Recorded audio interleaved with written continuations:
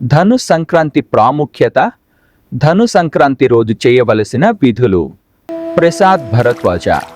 సూర్య భగవానుడు ధనురాశిలోకి ప్రవేశించే పవిత్ర ఘట్టాన్ని ధను సంక్రాంతిగా జరుపుకుంటారు. హిందూ పండగల్లో దీనికి ఎంతో ప్రాముఖ్యత ఉంది. ఈ సంవత్సరం 2025 డిసెంబర్ 16న ధను సంక్రాంతి వచ్చింది.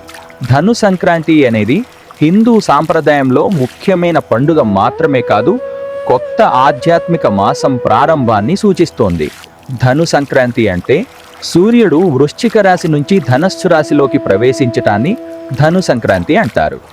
ఈ రోజు నుంచే పవిత్రమైన ధనుర్మాసం ప్రారంభమవుతోంది. ఇక సూర్యుడు మకర సంక్రాంతి వరకు ధనస్సు రాశిలోనే కొనసాగుతాడు.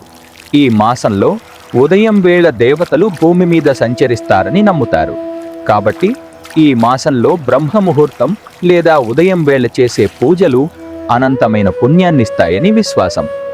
ఆధ్యాత్మిక కార్యకలాపాల నిర్వహణ, దాన ధర్మాలు, ప్రత్యేక పూజలకు అత్యంత శుభప్రదమైన సందర్భం ఇది. ఈ రోజున సూర్య భగవానుడికి పూజలు చేయడం ఎన్నో సత్ఫలితాలు వస్తాయని భక్తులు విశ్వసిస్తారు. వేకువజామున చేసే పూజలు ఎంతో అనుకూలమైనవి. ధను సంక్రాంతి ముఖ్యమైన తేదీలు, సమయాలు. పంచాంగం ప్రకారం ఈ సంవత్సరం ధను సంక్రాంతి కౌలవకరణం స్వాతి నక్షత్రం తులా చంద్ర రాశితో వస్తోంది. ఇది సంవత్సరం మొత్తాన్ని ప్రభావితం చేస్తుంది.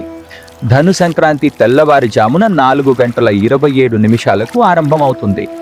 పుణ్యకాలం ఉదయం 7:07 నుండి మధ్యాహ్నం 12:17 వరకు ఉంటుంది. మహాపుణ్యకాలం ఉదయం 7:07 నుండి ఉదయం 8:80 వరకు ఉంటుంది. అగ్నితత్వ రాశి అయిన ధనస్సులోకి సూర్యుడు ప్రవేశించడం వల్ల శక్తి, ధైర్యం, ఆత్మవిశ్వాసం పెరుగుతాయి. ఈరోజు సూర్య ఆరాధనతో ఆరోగ్యం, మానసిక బలం, నిర్ణయాలు తీసుకునే సామర్థ్యం మెరుగుపడతాయి. సూర్య దోషాలతో బాధపడే వారికి లేదా ఆత్మవిశ్వాసం తక్కువగా ఉన్న వారికి ఇది అత్యంత శుభప్రదమైన దినం. ధను సంక్రాంతి ఆధ్యాత్మిక ప్రాముఖ్యత. ఈ ధనుర్మాసంలో శ్రీ మహావిష్ణువు, శ్రీకృష్ణుడిని పూజించడం చాలా విశిష్టమైనది.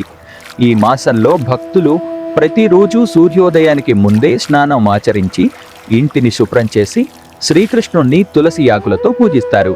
ఈ మాసంలో ముక్కోటి దేవతలు వేకువజామున భూమి మీద సంచరిస్తారని నమ్ముతారు. కాబట్టి వేకువజామున ఆచరించే అనంతమైన పుణ్యాన్ని అందిస్తాయి.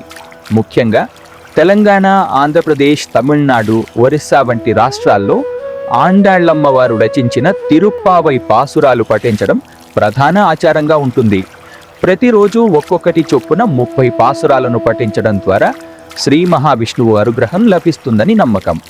ముఖ్యంగా ఒడిస్సాలో భార్గఢ్లో ధను సంక్రాంతి సందర్భంగా ధనుయాత్ర పేరుట ప్రసిద్ధ ఉత్సవాన్ని నిర్వహిస్తారు.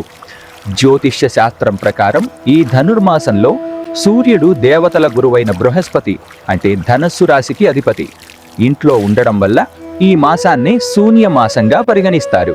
కాబట్టి ఈ మాసంలో శుభకార్యాలు, గృహ ప్రవేశాలు, ఉపనయనాలు వంటివి చెయ్యరు. ధను సంక్రాంతి సూర్యదేవుడు ధనస్సు రాశిలోకి మారడాన్ని సూచిస్తుంది. కొన్ని ముఖ్యమైన ఆచార పద్ధతులు పాటించాలి. ఇందులో ముఖ్యమైనది సూర్య భగవానుడికి అర్ఘ్యం సమర్పించడం. ఆ రోజున వేకువజామున స్నానం చేసి సూర్యదేవునికి అర్ఘ్యం సమర్పించి ఆదిత్య హృదయం స్తోత్రాన్ని పఠించాలి. పుణ్యకాలం, మహాపుణ్యకాలంలో ఈ పనులను చేయడం అత్యంత శుభప్రదంగా భావిస్తారు. తమ శక్తి కొద్దీ దాన ధర్మాలు చెయ్యాలి. ఆహారం, వస్త్రాలు, ధాన్యాలను దానం చెయ్యాలి. దీనివల్ల విశేష ఫలాలు లభిస్తాయి. బెల్లం, నువ్వులు, దుప్పట్లు, వెచ్చని వస్త్రాలు, బియ్యం, గోధుమలు వంటి వాటిని దానం చేయడం శ్రేయస్కరం. ఇలా చేయడం వలన ప్రతికూల శక్తులు తొలగిపోయి ఇంట్లో సుఖశాంతులు, సంపద వృద్ధి చెందుతాయని నమ్మకం. సూర్య మంత్రాలను పఠించడం, దీపాలు వెలిగించడం, నుదుట చందన తిలకాన్ని ధరించడం, సూర్యనారాయణుడికి అంకితమైన దేవాలయాలను సందర్శించడం వంటివి చెయ్యాలి. ఆయా ఆచారాలను పాటించడం వల్ల మంచి ఆరోగ్యం, దైవిక రక్షణ, మానసిక బలం లభిస్తాయని భక్తులు విశ్వసిస్తారు. ఇవి జీవితంలో సకారాత్మక శక్తిని నింపి ప్రతికూల ప్రభావాలను తగ్గిస్తాయి. ధనురాశిలోకి సూర్యుని సంచారం నూతన శక్తి, జ్ఞానం, అంతర్గత హార్మోనీని తెస్తుందని నమ్ముతారు. సూర్యదేవుణ్ణి ఆరాధించడం వల్ల ఆటంకాల తొలగిపోయి మానసిక, శారీరక శ్రేయస్సు బలోపేతం అవుతుంది అని నమ్మకం. ఈ వీడియోలో తెలియచేసిన విషయాలు ఉపయోగకరంగా ఉన్నాయి అనిపిస్తే ఇటువంటి వీడియోలు మరిన్ని పొందడానికి చైతన్య విజ్ఞానం ఛానల్కు సభ్యత్వాన్ని పొందండి. మీరు చేసే లైక్ మరియు కామెంట్ మాకు ఎంతో ప్రోత్సాహమిస్తుంది.